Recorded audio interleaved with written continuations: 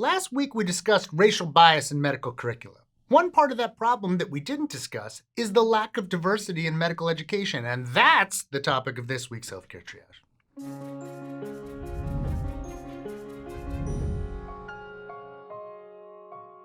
A 2021 study in the New England Journal of Medicine reported that among medical school faculty, only 5.5% identify as Hispanic, Latinx, or Spanish. Only 3.6% are Black or African American, and only 0.2% are Native American or Alaskan Natives. That's a problem because it's very disproportionate from the racial breakdown of the general population. It's also not improving to a great extent. Another study examining how these numbers changed between 1990 and 2020 reported only a modest increase of 1.6% in medical school faculty members that self-identified as Black or African American.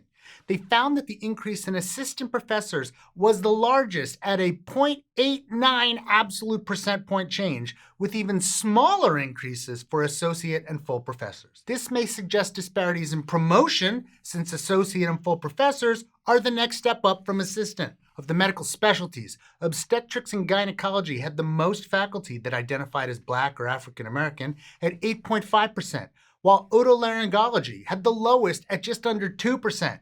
These are still way beneath the current U.S. population, where Black and African American groups represent 13.4%.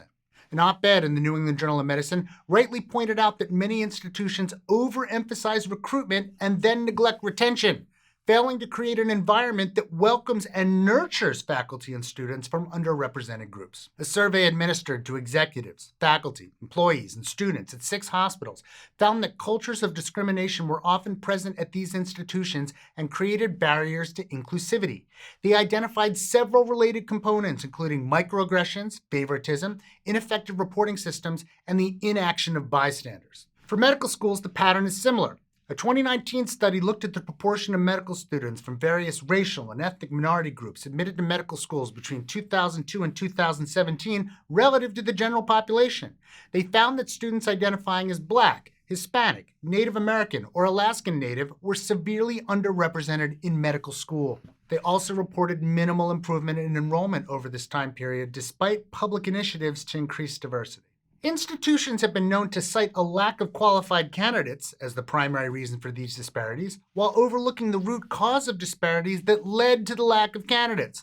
Beyond matters of implicit racial bias among admissions committees, existing structural inequities prevent minorities and non-wealthy students from accessing things and experiences that are nearly essential for admission to medical school. Admission criteria don't generally take into account structural barriers like high application and test fees and the role of expensive test prep courses.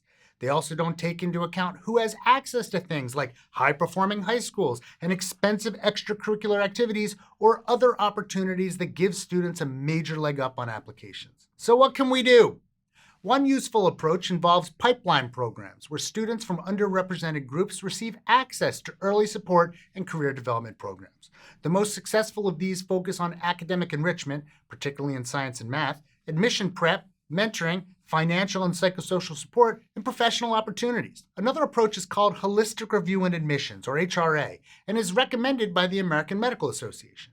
HRA workshops assist medical schools with strategic changes to their admission processes that help it align with both diversity initiatives and the school's individual goals. HRA focuses on the experience, attributes, and academic metrics of each candidate, as well as the value an applicant would contribute, rather than disproportionately emphasizing singular factors including test scores, science grade point averages, and financial concerns. There are also approaches to help remove implicit bias, including requiring admissions committees to take implicit bias tests and appointing more minorities to admissions committees. And we can't just stop at medical school admissions. We can't just recruit. Retention matters too. This requires things like more visible support from leadership and funding and advancement opportunities shaped with diversity in mind. Specific policies and practices must be created and followed to ensure that diversity is achieved. And the issues don't exist only for individuals in medical school. A Stat News investigation found that Black doctors either leave or are terminated from training programs, like residencies, significantly more than white doctors. Individuals they interviewed suggested measuring and publicizing data on how big these problems really are and improving not only the support but protections for residents so that the people they report problems to are not prioritizing protection of the institution for which they work. A more diverse medical workforce translates to increased healthcare access, reduced healthcare disparities, and increased quality of care. It benefits everyone, and it should remain an urgent priority until it's achieved. Special thanks to Elliot Rappaport, who did the heavy lifting on this episode. Hey, if you enjoyed this episode, you might enjoy this previous episode on racial bias in medical education. We'd appreciate it if you'd like the video, subscribe down below, and go on over to patreon.com/healthcaretriage, where you can help support the show, make it bigger and better.